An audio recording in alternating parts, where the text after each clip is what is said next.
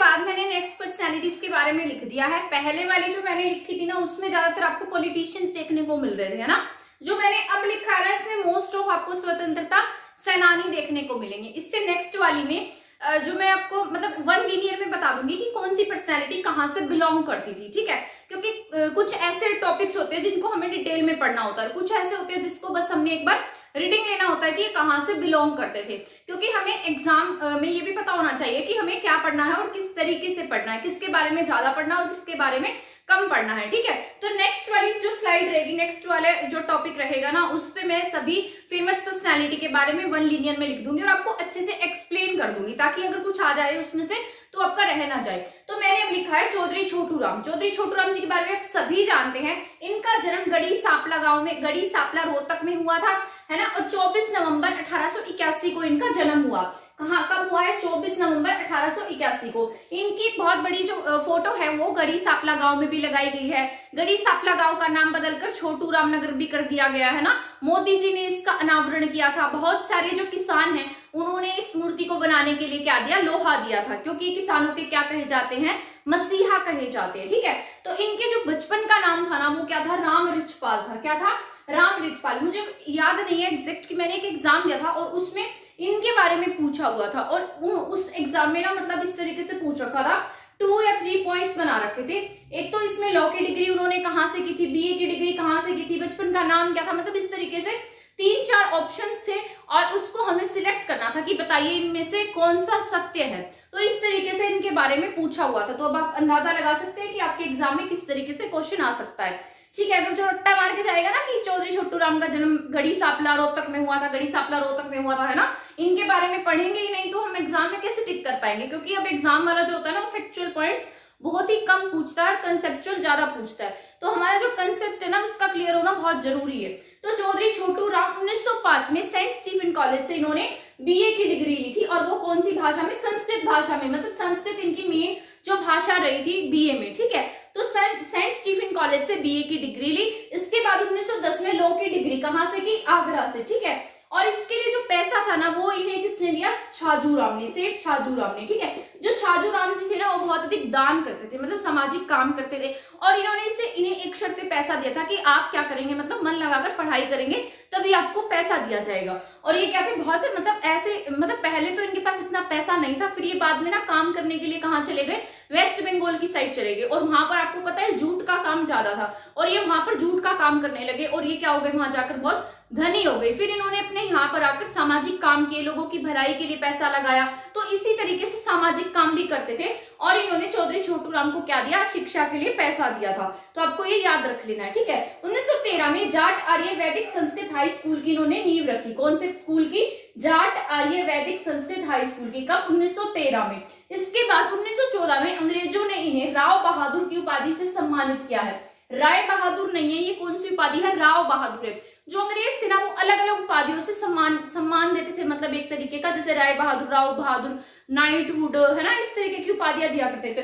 तो इन्हें कौन सी उपाधि मिली है? राव बहादुर की उपाधि मिली है, और 1914 में मिली। इसके बाद 1916 में इन्होंने कांग्रेस पार्टी को ज्वाइन किया, और बाद में कुछ मतभेद हो गया, उसकी वजह से 1920 में इन्होंने क्या दे दिया? वहां से इस्तीफा दे दिया, यानी कि कांग्रेस का इन्होंने त्याग कर दिया।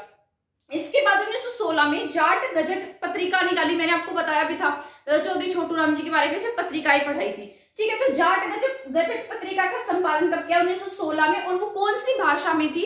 ये उर्दू भाषा में थी, ठीक है। कौन सी भाषा थी इनकी? उर्दू भाषा थी, ठीक है। 1923 में इन्होंने जमींदारा लीग की स्थापना की, जो जिसमें मतलब ये जमींदार लोग हो गए, ये सभी, मतलब इन्होंने 1923 में जमींदारी लीग की स्थापना की थी। दीनबंधु की उपाधि, इन्हें दीनबंधु छोटू राम के नाम से भी हम जानते हैं, पर अब ये सवाल आता है कि इन्हें दीनबंधु की उपाधि से सम्मानित किसने किया था?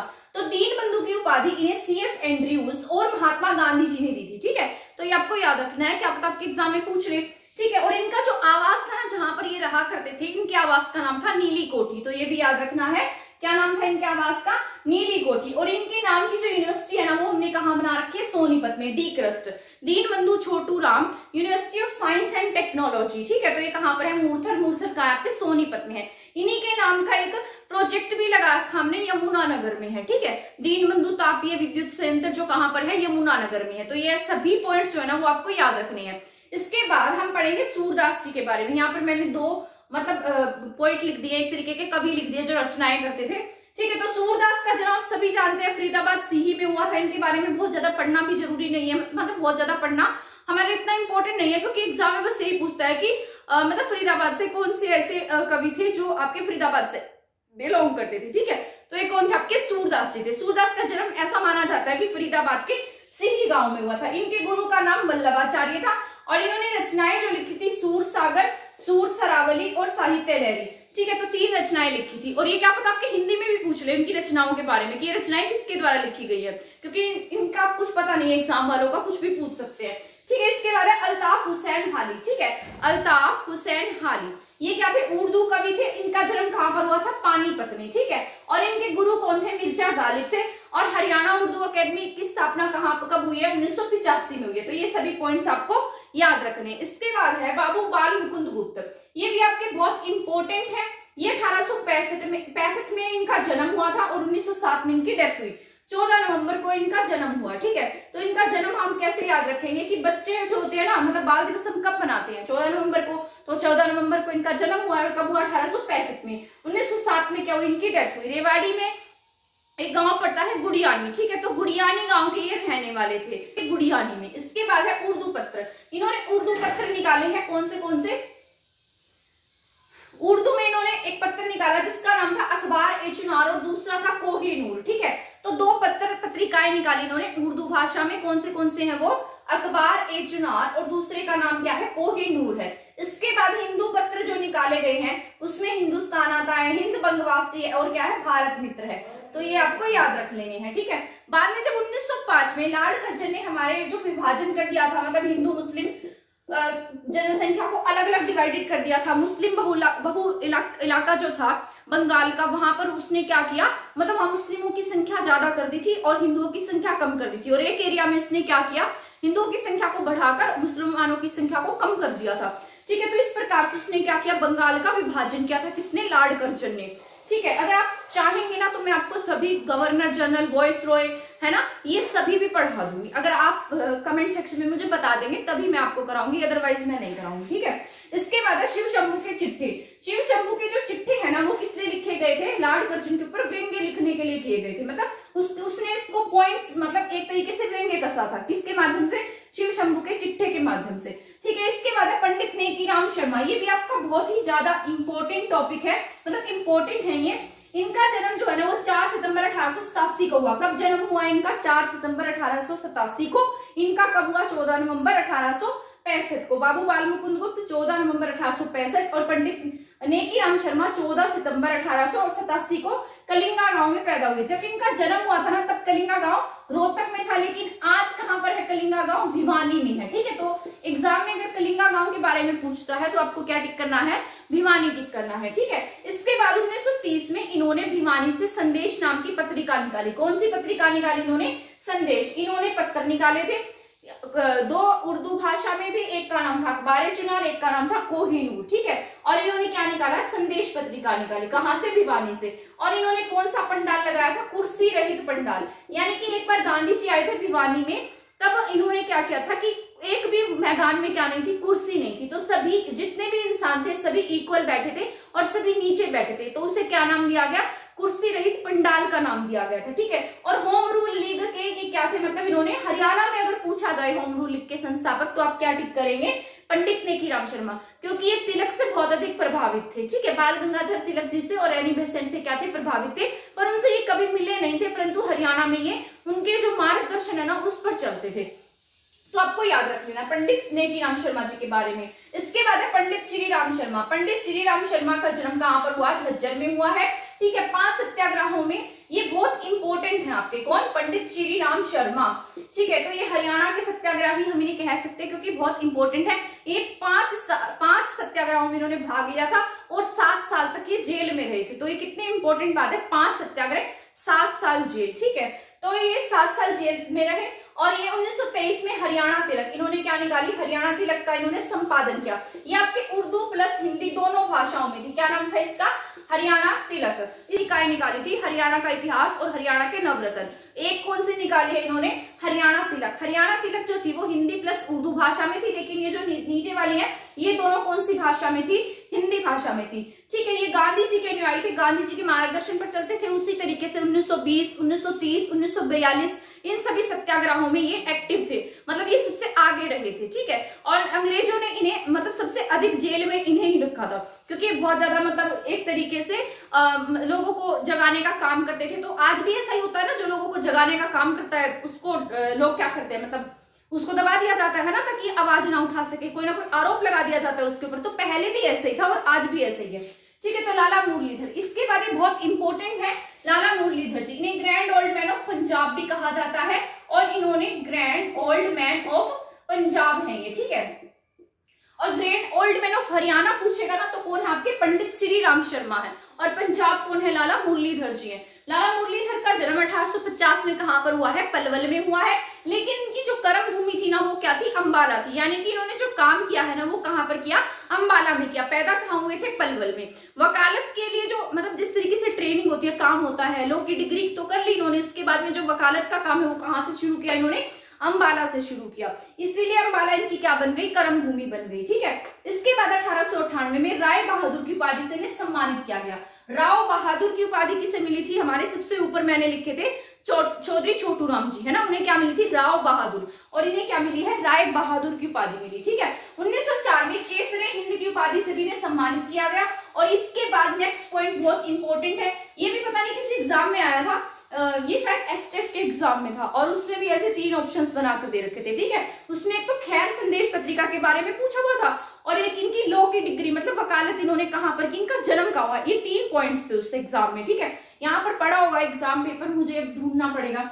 ठीक है, तो 1889 में क्या है, खैर संदेश पत्रिका। कौन सी पत्रिका निकाली इन्होंने, खैर संदेश पत्रिका इनके द्वारा निकाली गई। भिवानी में 1920 में प्रथम अंबाला डिवीजन की जो कॉन्फ्रेंस की जो अध्यक्षता है ना वो किसने की थी, लाला मुरलीधर जी ने की थी। कौन सी, 1920 में प्रथम अंबाला डिवीजन कॉन्फ्रेंस की अध्यक्षता लाला जी के द्वारा की गई।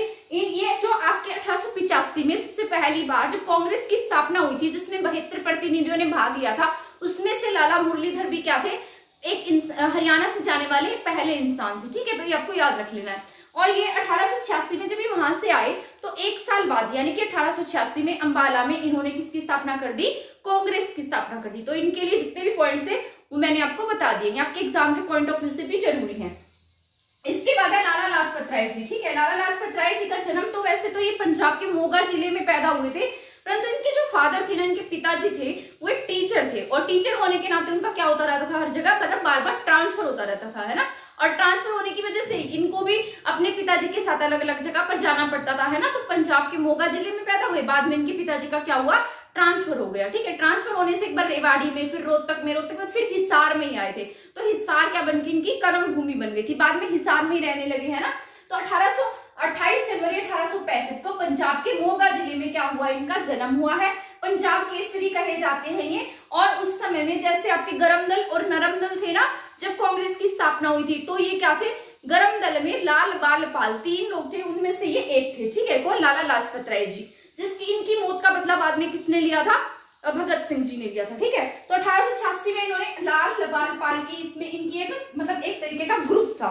ठीक है, इसके बाद 1928 में जब साइमन कमीशन आया, साइमन कमीशन आया था ना जब लाठीचार्ज हुआ, तब इनकी क्या हो गई, 17 नवंबर 1928 को इनकी डेथ हो गई थी। ठीक है, अंग्रेजों ने इन्हें पहले बहुत मतलब टाइम पहले इनको मांडले जेल में भी रखा था एक बार, है ना, जो सबसे खतरनाक जेल मानी जाती थी उस समय की। वहां की हवा इतनी खराब होती थी कि वहां पर रहते हुए इंसान अपने आप ही मर जाता था। ठीक है, तो मतलब लोगों ने उसका इतना विरोध किया कि उन्हें लाला जी को जेल से निकालना पड़ा था।